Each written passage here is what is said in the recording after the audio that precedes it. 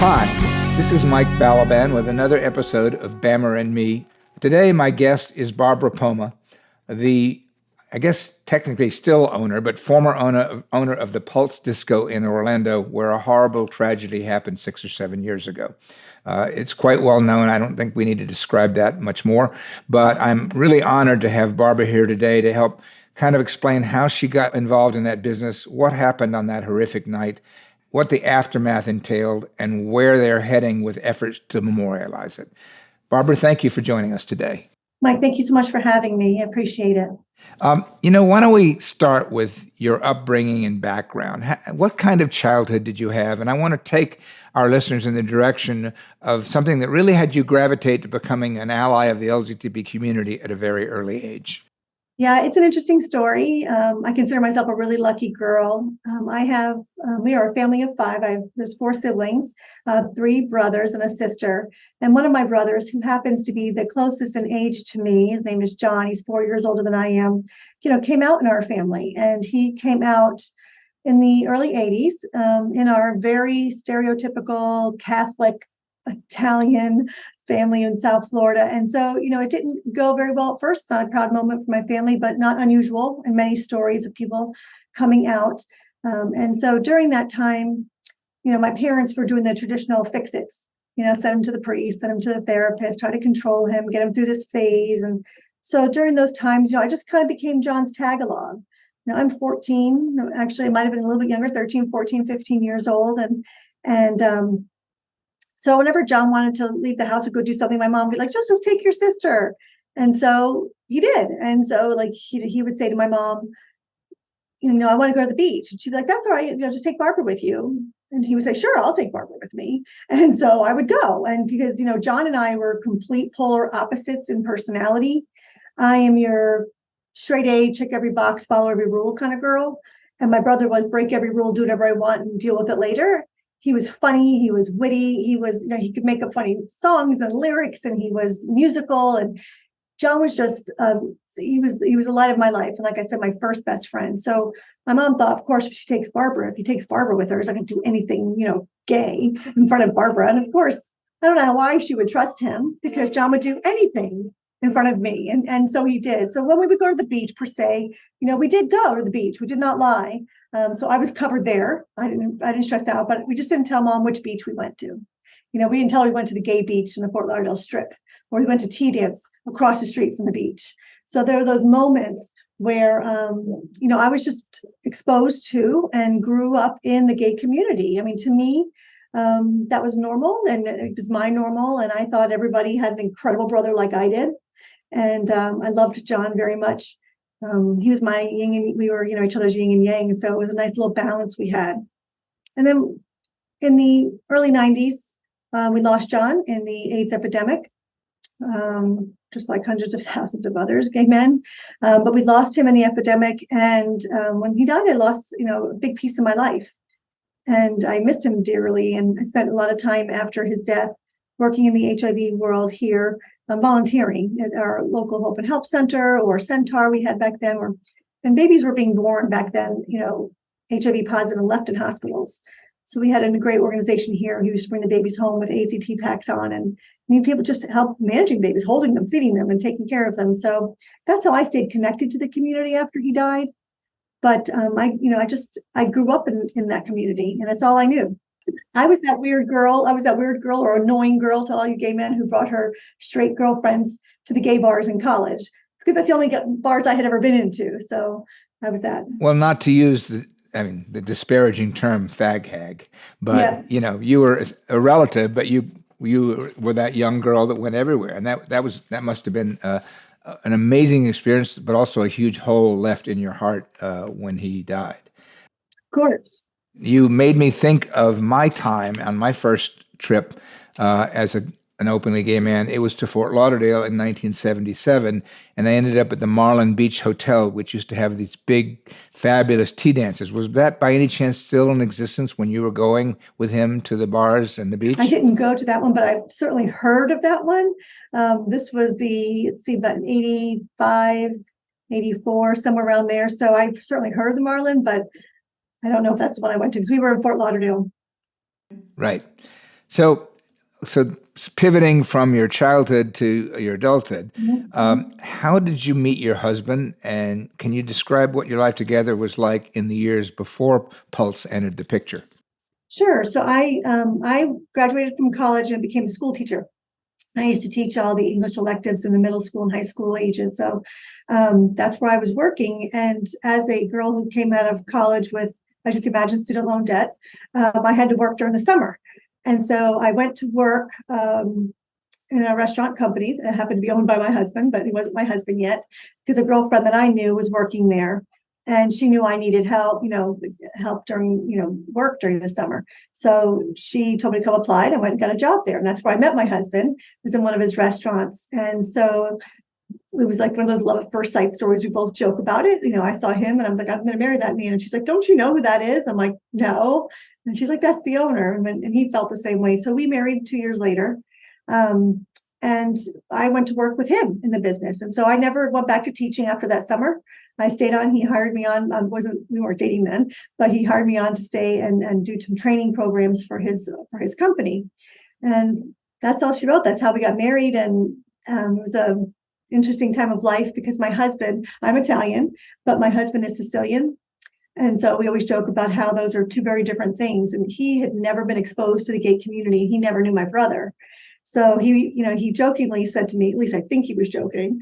He said to me, I wouldn't mention to my mom that you had a gay brother who died of AIDS. And I'm like, that's going to be kind of hard to do. Our parents will meet, our moms will talk, and that's going to come up. So he had never been exposed to the gay community before, and didn't, he was very close-minded at the time. Was that adjustment for him hard? And I'm sure it happened gradually, but. Well, I hadn't been connected back to the community yet at that point in time. So the way he got connected to it is because we opened a restaurant in a neighborhood here in Orlando. So we owned many restaurants between Orlando and a Disney area. And so my husband's really entrepreneurial, great businessman, and restaurants were his thing and other small businesses. So he opened a restaurant in a gay neighborhood and didn't know it. And so I found this very funny. I thought this is going to be a good little show over the years. And sure enough, the first weekend he was opened, a gay man put his arm around him, and my husband jumped like, "What are you doing?" And he's like, "You're awfully jumpy for a man who opened a restaurant in a gay neighborhood." And I was just like, this is going to be awesome. And it was awesome. But it was there that we met, our nearest, dearest, greatest family friend who became part of our family. And his name is Ron Legler.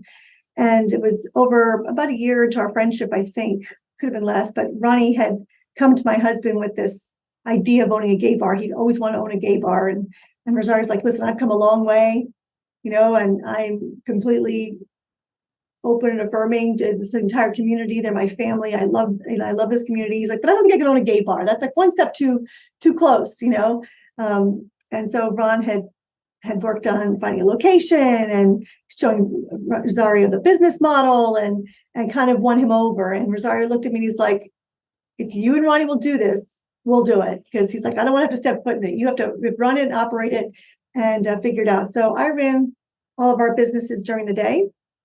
And I was raising babies at home, so I couldn't be there at night. So Ronnie was there in the evening, and I was there during the day when we first opened. Yeah. Are you talking now? That's how Pulse was born. That's how Pulse was born. So that opportunity was Pulse, and Yes. it came about because Ron brought the idea of the location and the property that he had found and looked into to both of you and persuaded. Well, since your husband's not going to do it, why don't you do it? Well, no, it was more like Rosario's like, if he loved the business model. He says it looks like it's a great business model. But he would fund it, and he did. He helped. They designed it, they constructed it. I mean, because it was an old building, and that's how Pulse was born. And when was that? What year did Pulse open? Pulse opened in July of 2004. So, I know from talking to you, first of all, let me just draw the parallels here. You're essentially an accidental gay bar owner and an accidental LGBTQ philanthropist. Mm-hmm. I'm an accidental gay historian. So we both have found ourselves drifting into new professions, as it were, that we had never foresaw. Mm-hmm. So I know from speaking to you that you had a kind of an inclusive philosophy in how you ran Pulse. And I find it to be emblematic of what is becoming commonplace in the community today, but was not so much so almost 20 years ago. Do you want to describe what philosophy you that drove you and how you ran the business? The very first thing that Ron and I found to be most important is that we wanted to build a beautiful, clean space that every LGBTQ plus person would be proud to bring their mother. The gay bars I grew up in were not those kind of places. The bars here in Orlando weren't those kind of places. And so we just wanted a place that this community be proud and welcoming to, like, bring your families here, bring your straight friends here. And we were, that was super, super important to us. We had won an award, a local award here, like the best place to bring your straight friends, best gay bar. So, that was really crucial. And we knew after the shooting, obviously, that we had been successful in creating that atmosphere, because two mothers were murdered in the shooting, and one was dancing with her gay son, and one was having a guy, a night out after having her second baby with her friends. So it was a sad way to learn that we had accomplished what we had set out to accomplish, but we had. We even lost fathers that evening as well that people don't always talk about, but they were dads in there as well that night on June 12th.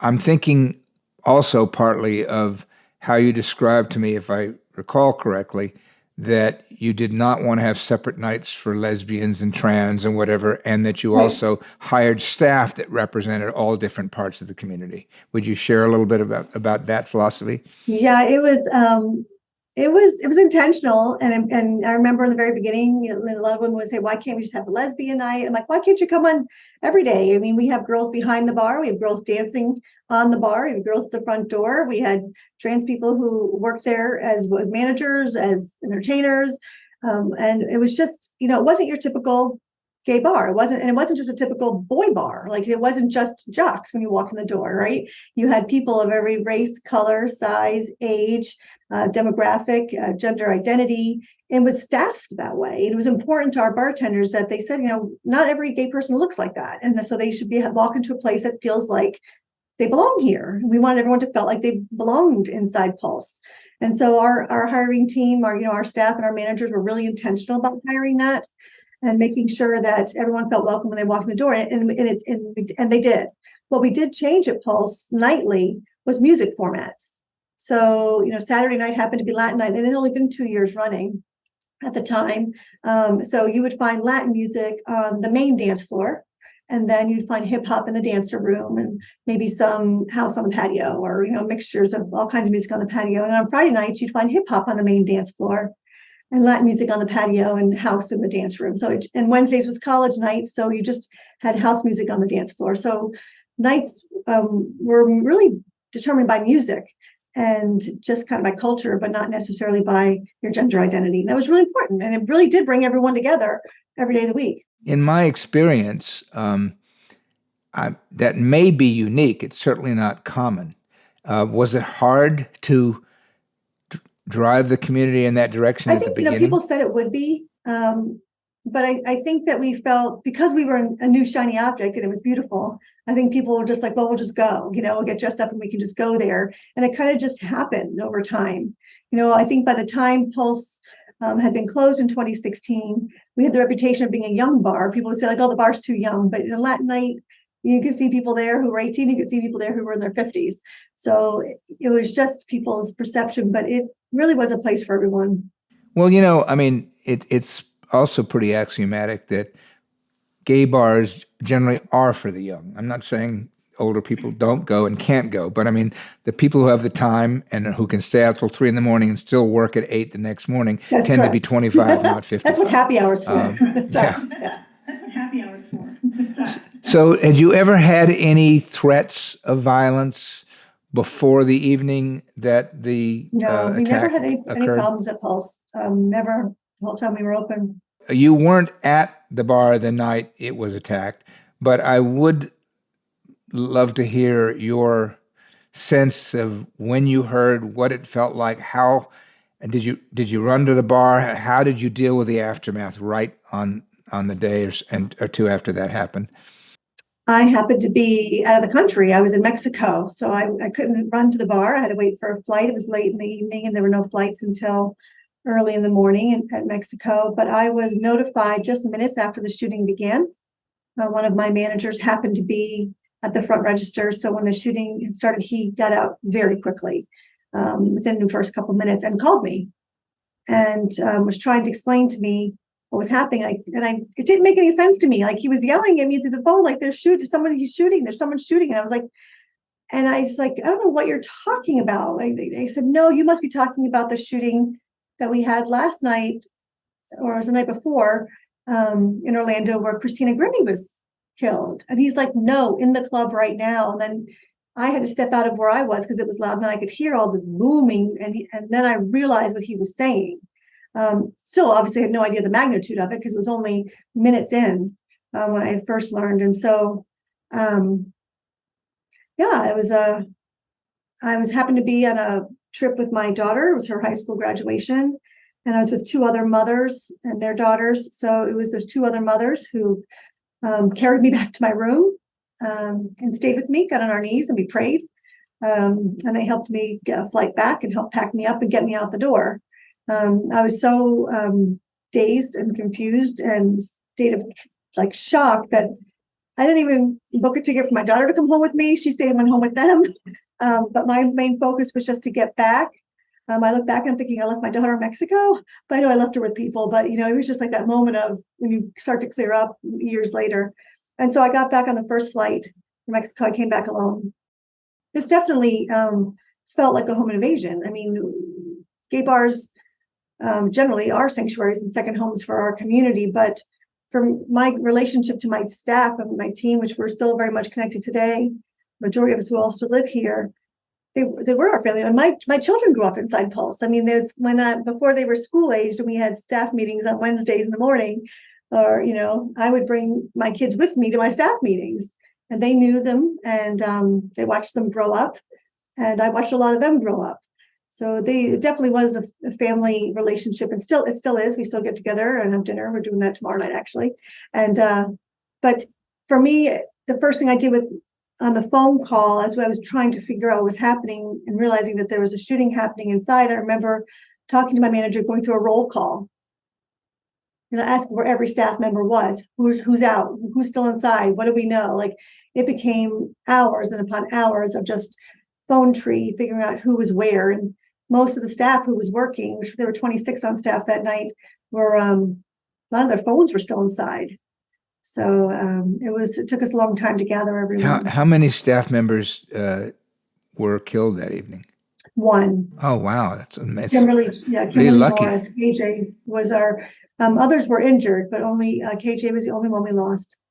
Forgive me for making you relive this, but for those listening to this podcast who either aren't familiar with or have forgotten the severity and the extent of the extreme damage, can you just describe briefly what the outcome of that evening was?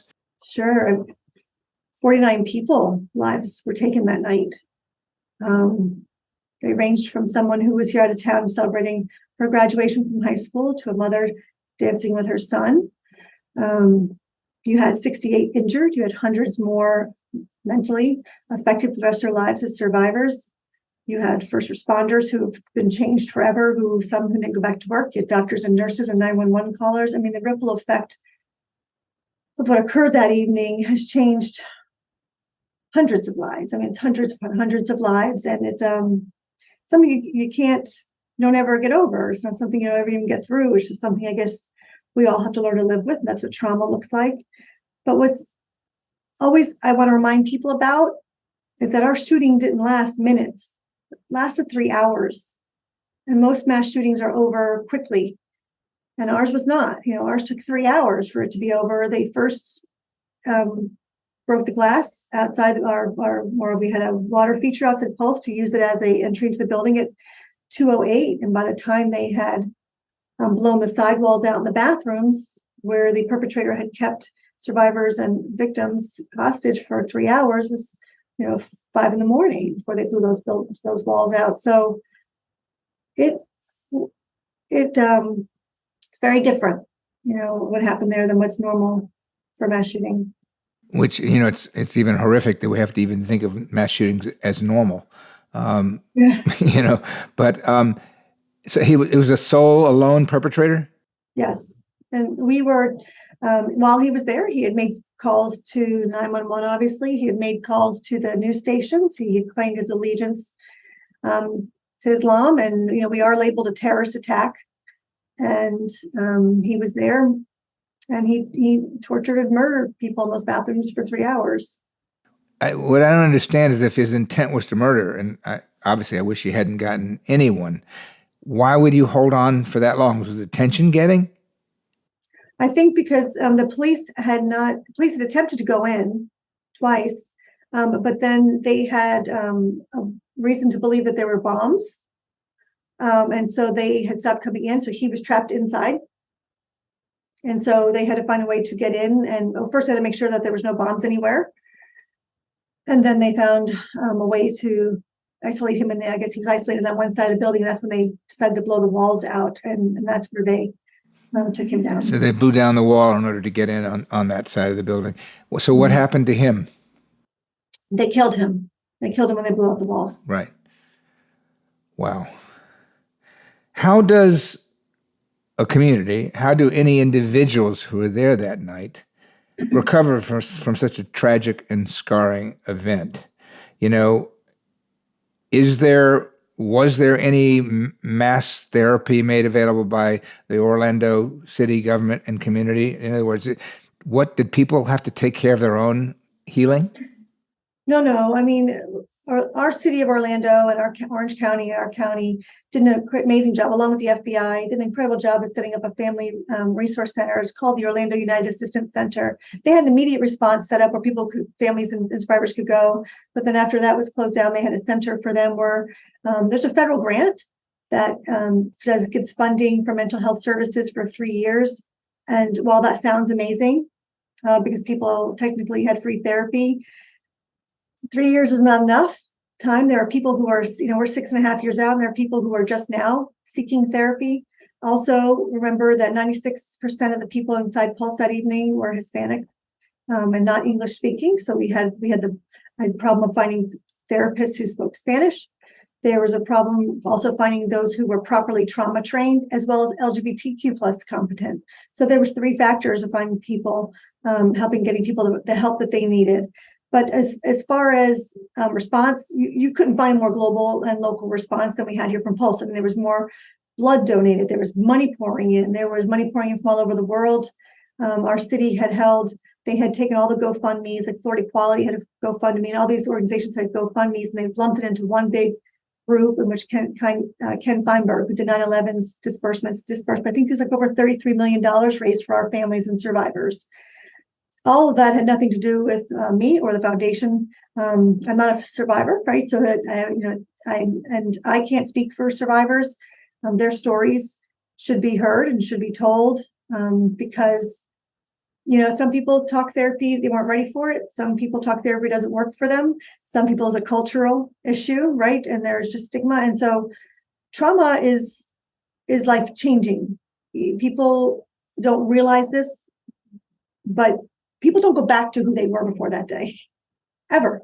They have a new coping mechanisms. They have new life trajectories. Some people excel and find their life's work in this mission, whether they go march with Moms Demand Action or March for Your Lives, or if they go work in politics to change laws. But gun violence, people find ways to become advocates, and some people don't. And so everyone does it in their own way, and it's a completely individual experience. And so I think that we couldn't have asked for a better response as far as services. There was even money helping them pay their bills for a certain period of time through our OUAC.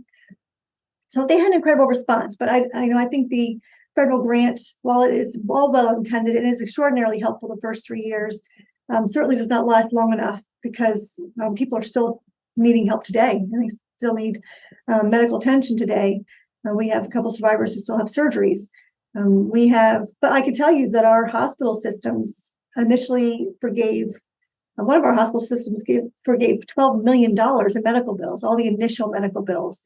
So, I mean, there was a lot of help, but it's never long enough. Well, it's not unusual when you have to contend with such trauma that some of the people in the circumstances end up becoming activated as activists as a result. I mean, you can look at the Parkland shooting, and some of those people have made their life's calling going out and trying to fight guns and acts of terror. So Right. I'm sure some of the people in Pulse Disco that evening are still dealing with that on a daily basis as the focus of their lives, and then other people are just trying to repair their lives in different ways. Was it so highly concentrated Latino crowd because it was Latino music night? Yes. Got it. Yeah. 96% of those who were taken that night were of the Black and brown community. Right.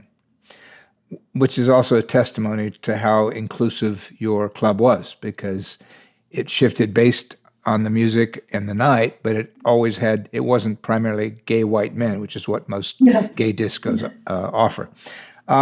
So how did you pivot? How long did it take before just contending with the immediate aftermath of that terrorism began to crystallize into the idea of what can we do? What should we do? How should I be involved in an effort to memorialize, right, and honor the victims of that tragedy? It was, for me, my personal moment came about 4 weeks and 2 days after the shooting, when the FBI had turned the building back to me. It was a moment I'll never forget. I got a phone call that they were done, and then I had to go back and sign some paperwork and walk through the building with them. So I had to go inside for the first time after the shooting. And it was that exact moment that I knew I couldn't reopen Pulse. Like, it was like Pulse, I don't know how to explain it. If you've ever been with someone when they have passed away, like, you should see like how the soul gets lifted out of the body. That's how I felt Pulse was. It's like it was a shell of itself, its spirit, its joy, all the things that we experienced inside there were no longer, and it felt sacred. It felt it felt like their space. And I, by seeing the response of the world that far in, I just realized that it didn't belong to me anymore. I mean, although it did on paper, but what happened at Pulse belonged to this entire global LGBTQ community. It belonged to the 49. It belonged to the hundreds of survivors, and then its entire community. And so I just knew that for me, to make the choice to memorialize was because I could never imagine people dancing in there again, and I couldn't imagine tearing it down and erasing it either. So it was just, then the process is like, well, then how do I do this? I was a business owner. I was a school teacher and a business owner. And so, but I'm guessing, I learned there are people who have done this before me, and I just had to find them. So you began reaching out and talking to others who had taken tragedy and turned it into, I don't know what the right word is. It's certainly not joy, but turned it into a space of reverence and Yes, a space to celebrate the lives of those who did not make it. Also a space where you come to learn about the history of what happened there, what was lost, and the immensity, the lessons learned. I mean, I reached out at the time of our shooting in 2016. I could not find a private business owner who had been a site of mass murder. I mean, couldn't find any of them. When you did find them, they were schools, right? And there were all kinds of municipalities, like airports, big federal buildings.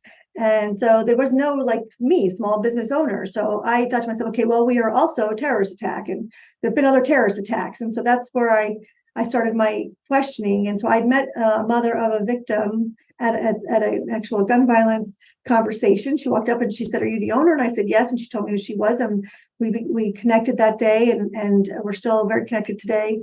But it was her and I, along with our chief curator, Pam Schwartz, here in Orlando, and an international artist, Jeff Ray, who lives in Orlando. And we traveled out to Oklahoma City, and we met with Carrie Watkins, who was executive director and led the efforts for the Oklahoma City National Memorial Museum. She started it. She's still there today. So we went out to see her, and we spent a couple of days with her about learning about the process. We came home. We made the same phone call to the team at 9/11 and flew up and met Alex Greenwald, who was there, and her team, her curation team, her family liaisons, her government relations, her community relations. And it's those groups who showed us the process of even how to begin and what these spaces meant, and how important it is that they're not erased and not forgotten. Once you began to develop a vision of Mhm. what could take the place of the disco, how did you go about enlisting other people? Were they eager to join in, or did you have to twist arms? What was the process like of forming a crew and developing a plan? Yeah, the first thing they told us to do was to create a task force. And that task force was meant to bring all families, survivors, and first responders and other local people that would want to serve into these rooms to start these conversations of how do we want to do this? What do we want to do? Do we want to do this? What do we do with the building? And so we made those all calls. And what was difficult at the time in early 2017 when we started this process was that I had not been given a contact list.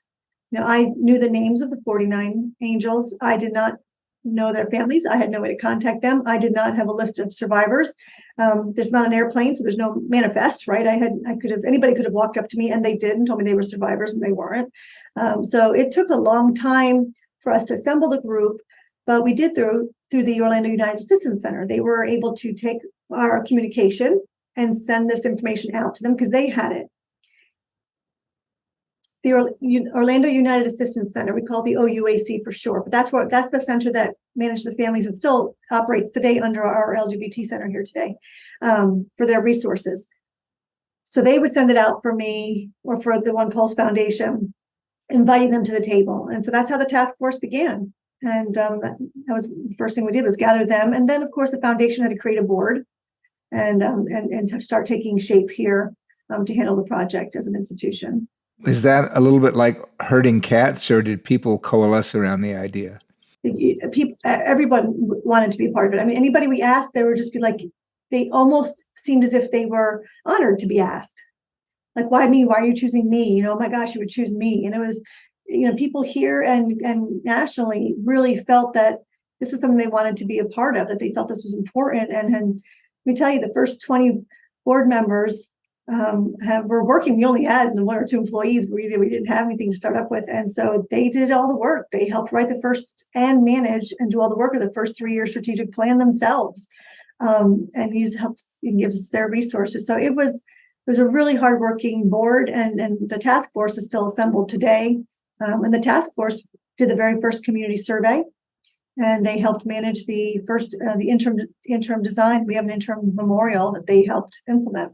I saw you, we spoke a few years ago, but I met you in person for the first time in October when you were in New York as part of an event on behalf of the Pulse Foundation.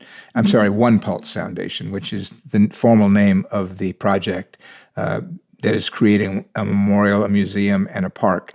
Would you tell our audience how that evolved and where the plans are now, what you're trying to build, maybe a little bit about the budget, et cetera, just so they'll get a sense of the magnitude and the impact that you hope to have? Sure.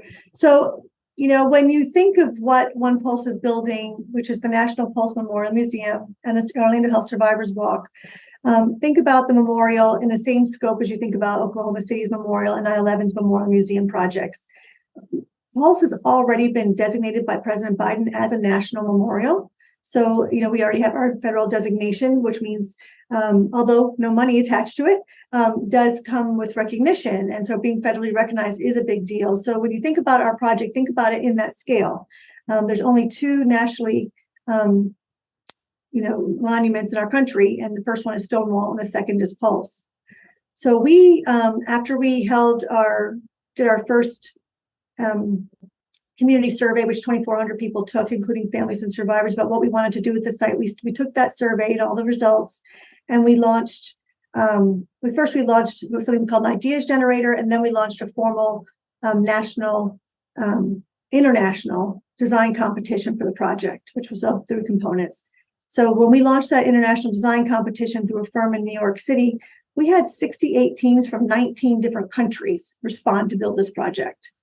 Initially, we thought the budget would be about $45 million to build the whole thing. Of course, that's in 2018. It's a different time and day. But that was our project goal at the time, to build the 3 entities. And remember, the Pulse Memorial will be built at where the nightclub is. The Pulse Museum was built about a third of a mile down the street, and then the Survivors Walk connects the front door of Pulse to the level 1 trauma center 3 blocks away, that's where we're designating these stories of learning about what survivorship looks like and how important it looks to survive. So we launched that design competition. We narrowed those 68 qualified teams down to 6. And on that jury was a family member and a survivor and professionals who could let you know this is a well-developed team. And we wanted teams that we know could design such a thing. So we narrowed it down to 6. Those 6 had responded to an RFP, and they brought their models to Orlando. And just as we've done everything here at the foundation, it's family first. So it's family, survivor, first responder. The families, just as they saw the interim memorial before it opened to the public first, they saw the 6 designs. Then the survivors came and they had their time with them, and then the first responders, and then the general public.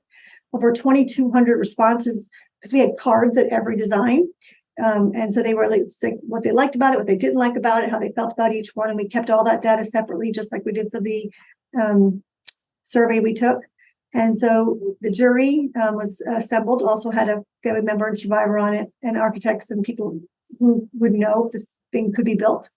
And they ultimately came to a decision, which was overwhelmingly the one that the community and the stakeholders had all chosen themselves. And that team is led from a team from Paris, an architecture firm named Col de Fay.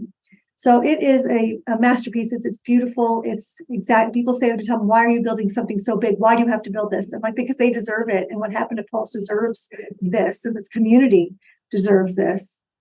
And so that's where we are today, is we have spent the last couple of years, even during COVID, going through schematic designs and value engineering to get the project ready to be built.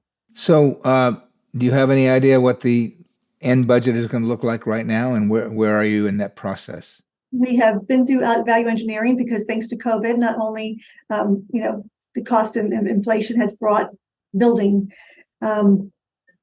quite frankly, almost double. So, we are working on that now to see what that'll look like. But our main goal is to be able to break ground next year in 2023 on what we consider phase 1, which will be the National Pulse Memorial and the Orlando Health Survivors Walk.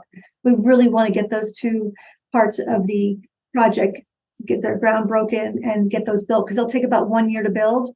And that's about, those 2 projects alone are about a $12 million price tag, 12 to 14 million. So our goal is to raise that and get those projects going. And then the museum would be phase 2 when we get that completely engineered. So basically you're going about it in a segmented process, and Yes. you only know what the first portion will cost because it's more immediate and tangible. Correct. But Yeah. it sounds like the entire effort, if you're able to follow it through to the end, could end up being in the $75 to $100 million range. Does that seem reasonable? Yeah, absolutely. It can be. And so we've done some value engineering. We made the museum structure 1 floor smaller than original. We have been, doing the best we can, but it's cost at this point. It's terrible, but it's something that's important to build. Well, I kind of see this as the equivalent of the Holocaust Museum in Tel Aviv. Mhm. And a community was attacked, and this is how we remember both the individual victims, the experience everybody had in having to contend with the aftermath of that, and how we try to create a memorial that will hopefully shield us from future events like that taking place Exactly. by educating people. Can you tell us if there are people listening who are prone to wanting to help financially support the effort, how they can best reach your organization and contribute financial support? Sure. It's really simple. Just to go to our website, onepulsefoundation.org, and you spell out the word one, O-N-E. So onepulsefoundation.org, and just click the donate button.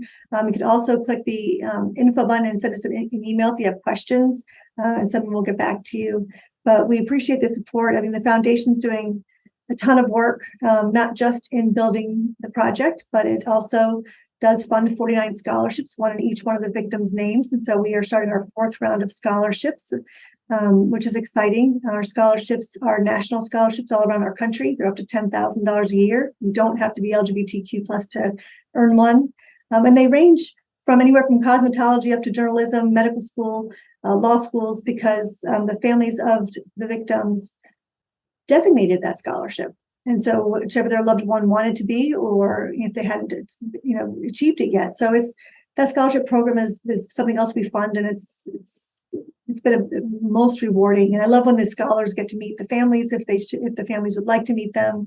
It's just a beautiful experience, and it's another way to get the 49 Angels legacies continuing in perpetuity, and that they will have, I think about in 100 years, we'll have 100 Amanda Alvear nurses, right?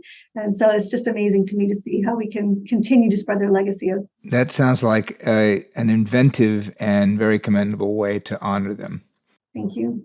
Unfortunately, the attack at Pulse was not the last such LGBTQ-directed violence, or the first. I actually have interviewed in my podcast series Joel Tucker, who was a victim at the Backstreet Cafe and Disco in Roanoke, Virginia in 2000, when a gunman came in and shot 7 and killed 1, and he was one of the people shot.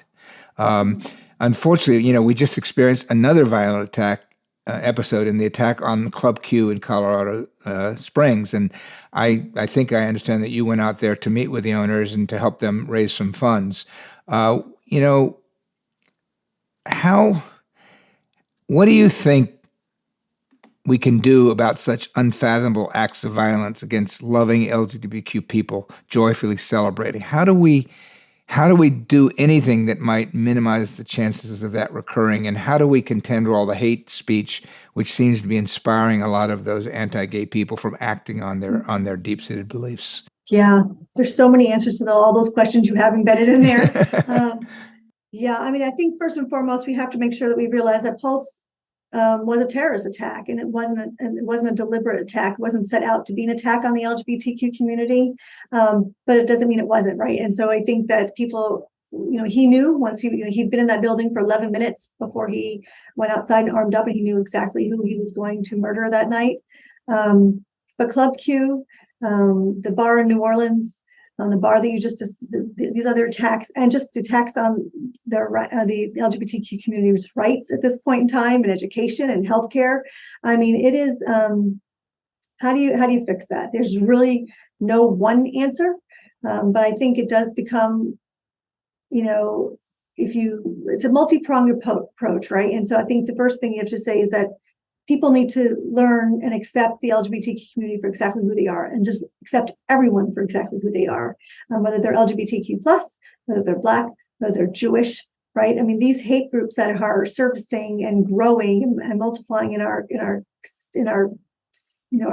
government and our country are just, it's unfathomable to be at this day and age of 2022, almost 2023. We're still having this conversation, but just, teaching true acceptance as you raise your children, and finding places that you are more alike than you're different. I mean, I think that many times people haven't met someone that they know is gay. And if you just knew someone who was gay, it'd be a lot harder for you to hate them and a lot harder for you to kill them.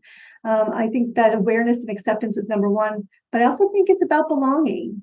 And I think that we don't talk enough about belonging. And this pertains to those who are finding places to belong, and find people who did find their place to belong. But you think about perpetrators and people who are filled with this hate. It's never a surprise if someone doesn't say, "Oh yeah, he didn't have very many friends," or "Yeah, he was always a loner." Oh yeah, and these are people that you could see that people saw that they saw they didn't have a place to belong. People need to belong, so they're going to find a place to belong. So if they find a hate group. What you're pointing out is that we can look at a number of the recent terrorist attacks, not only on the LGBT community, but in general.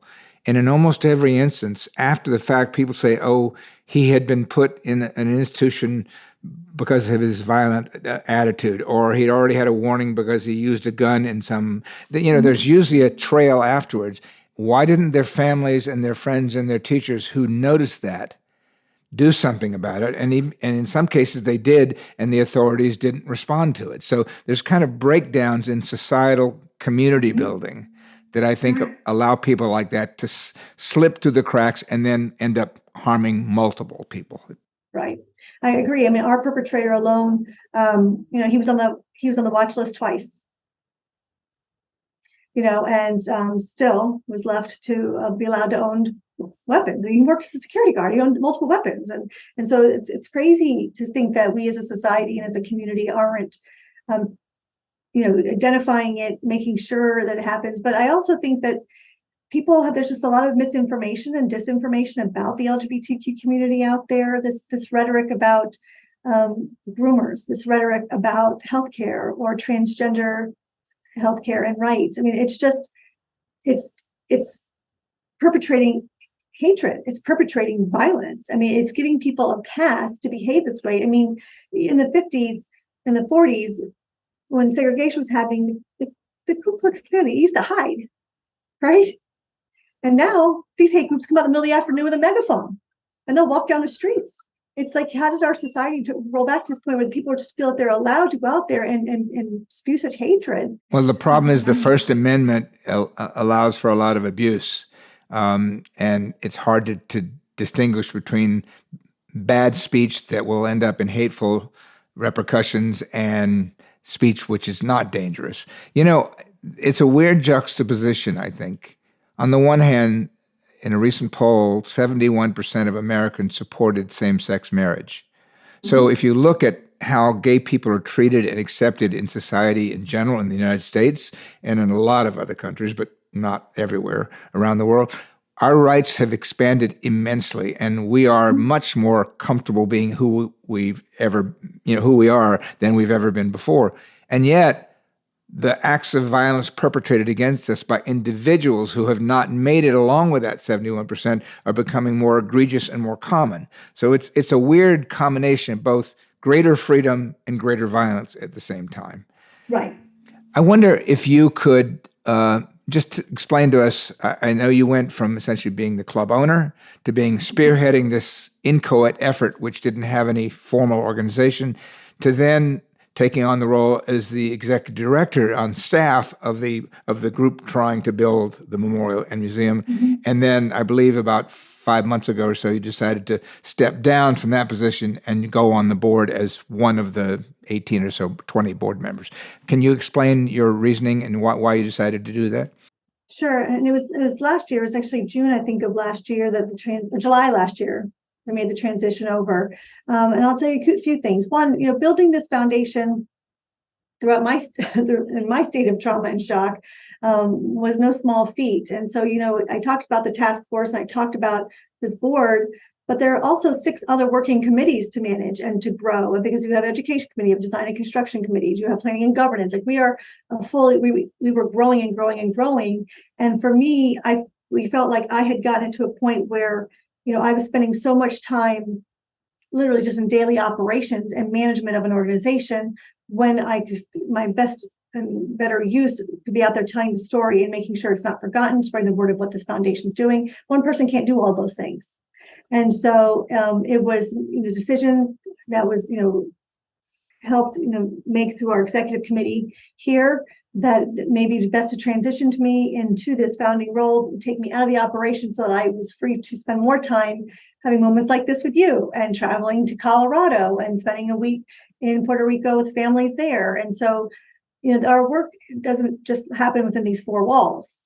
And so it just frees me up to continue to tell the story, to spread the word of what we're doing, and to use my voice in a different way. So it was just a really good transition. And being on the board, even though I was, as an executive director, I was still in every meeting, I still sat on every committee, with no vote. It was just better for me to spend my time spreading the word of what we're doing here. Well, I think it makes sense to separate the roles and find somebody who has experience in building. Yeah. To take charge of all the committees and all the steps that move this thing forward a bit at a time, and then take advantage, as you said, of your experience of having been involved from the very beginning with what Pulse was and what it represented, and to become the front person and the storyteller, and presumably a lot of that is fundraising to try to help bring the vision to a reality. It is, and it's fundraising, but it's also making sure that people don't forget what happened here. The younger generation who are now 18, they were 12 when this happened. Some of them may not have been out yet, may not have known who they were. And so I think, something that struck me and has stayed with me really deep in my soul was that shortly after the shooting, I think it was maybe 2 years after, time is no, I have no concept of that since the shooting. Judy and Dennis Shepard had asked me to come out to Laramie, Wyoming to speak at a conference they have every year there at the university. And so I went out there and did that because if Miss Judy Shepard calls you, you go. And Well, so we should probably intercede because, like you said, a lot of the people who are adults now were not around when Matthew Shepard in 1998 was taken out by two guys from a bar and beaten to a pulp and left hung on a barbed wire fence in the middle of nowhere and died. And he was he was like 24 years old, I think, or even younger. So Judy Shepard Foundation is kind of doing the same work or similar work to what the One Pulse Foundation is. And Judy's involved with a lot of LGBT, causes. I was on the board of GLSEN, and she was with us for a long time as a spokesperson. So, it's unfortunate that there's a need for people like Judy and you to do the work you're doing. But thank God that you and she and any others that are in similar positions have the temperament and the patience and the commitment to see this effort through. What was the purpose of meeting Judy? Was when you went out there? So I was out there to be on a panel with other speakers, and it was a great experience for me. But what moved me so much about being out there was when I got off the plane. An amazing woman you might know, Kathy Renna. She met me there, and I asked, can you please take me to Defense Post? I really want to go pay my respects to Matthew. I remember exactly where I was when I heard of his murder, his assault, and ultimately his murder. And she's like, you can't do that. And I said, what do you mean? I said, I'm sorry, Kathy, but that's too difficult for you, or, whatever. Just give me the address. I'll grab an Uber and I'll go. And she's like, no, it doesn't exist anymore. The person who had owned the home, you just retired of the domestic memorial defense post. He wound up selling his home. New owners bought it. And they understood why people were coming, but they didn't want people. I mean, it was just a lot for them to live there. So they took the fence post down. And so now no one knows where that is. And so in my mind, I'm like, how do you erase Matthew Shepard's murder when his parents fought for the only federal hate crime legislation we have in our country? Like, how does that happen? So I said, well, at least let's go to the bar where he had his last beer, where he was abducted, right? And she's like, that bar doesn't exist anymore. They had torn it down and built something new there. Maybe not intentionally, but it did. It's what happened. I mean, I don't know the whole story. Well, it wasn't it's as if the Stonewall Inn was torn down. Correct. There's a side story to that. In the 80s, when AIDS broke out, Jimmy Losanto, I forget his last name, was the owner of the Stonewall Inn. And he kept it afloat for another decade, even though he was in dire financial condition. And when he passed away from AIDS himself, his surviving partner kept it going until they were able to sell it to the current owners. And they have a wall of heroes in the Stonewall Inn, and his name is not on it.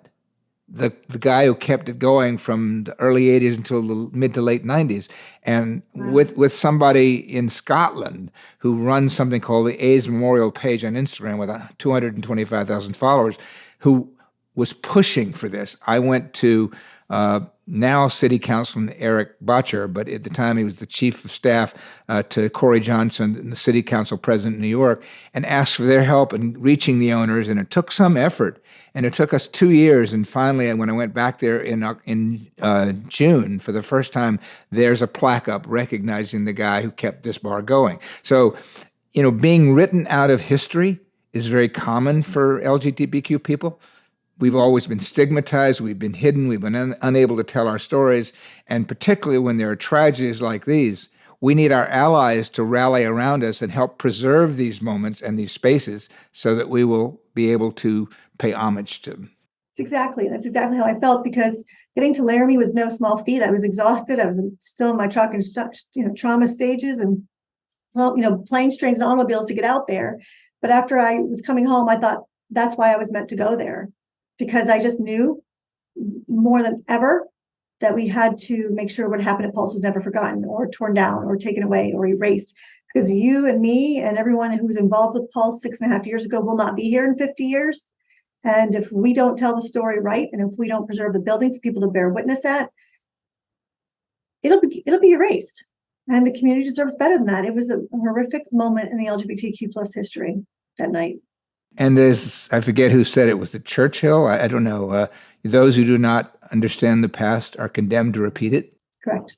So Correct. we need to keep the focus on these heinous acts of violence so that hopefully they will mobilize us and motivate us to prevent them from happening again in the future. Exactly.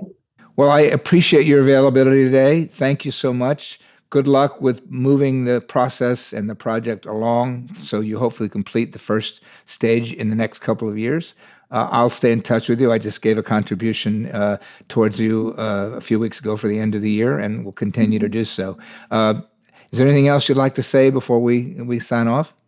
No, I really appreciate you, Mike, and appreciate the time to tell the story and to let people know what we're doing and ask people to, help in whatever way they can. And if that's just making sure people know that this is happening, because I find so often as I travel around the country that people know exactly where they were on June 12th, 2016, but they didn't know what was happening since. And so I think it's important for this community to help support and spread the word of what's happening. All right. Thank you so much, Barbara. It's been a delight, and I look forward to seeing you when I'm in Orlando next. That'd be great. Thanks, Mike. Take care. Bye-bye.